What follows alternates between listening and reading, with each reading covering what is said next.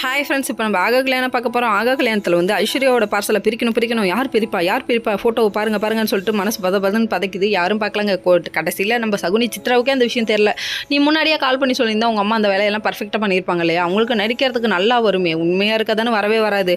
இதெல்லாம் ஒரு பக்கம் இருந்தாலே அவங்களே கொண்டு போய் பிரித்து பார்க்கலான்னு பார்க்கும்போது இப்போலாம் பண்ணுறது தப்புமான்னு சொல்லிட்டு பாட்டி தலையில் நறுக்கு நாள் கொட்டி சரின்னு சொல்லிட்டு வாங்கி பாட்டி பிரித்து கிடக்கேன்னு சொல்லிட்டு எடுக்க பார்க்கா ஃபோட்டோ கீழே விழுந்துச்சு. எடுத்து பார்த்தா ஃபோட்டோவாக இருக்குது. இந்த ஃபோட்டோவெல்லாம் பார்த்துட்டு ஷாக் ஆகிட்டு போய் ஐஸ்வர்யாட்ட கேட்குறாங்க. ஐஸ்வர்யா அப்போ நடந்த உண்மையெல்லாம் சொல்கிறாங்க. இது மாதிரி ஒருத்தன் என் பின்னாடியே ஃப்ரெண்டுன்னு சொல்லிட்டு திடீர்னு லவ் பண்ணுறேன்னு சொல்லிட்டான். அப்பயே நான் அவாய்ட் பண்ணேன் பாட்டி அப்படின்னு சொல்கிறாங்க. நீ சொல்கிறது உண்மைதானா அப்படின்னு கேட்குறாங்க. ஆமாம் பாட்டி உண்மைதான் அப்படிங்கிறாங்க. இது கிராஃபிக்ஸ்னு பார்க்குறவங்களே தெரியுமா, பாட்டிக்கும் புரிஞ்சிருச்சு போல். இதெல்லாம் ஒரு பக்கம் இருந்தாலும் கடைசியில் இந்த ஃபோட்டோ வச்சு இவன் இப்படி பண்ணுறானே அப்படிங்கிற மாதிரி ஆயிடுச்சு.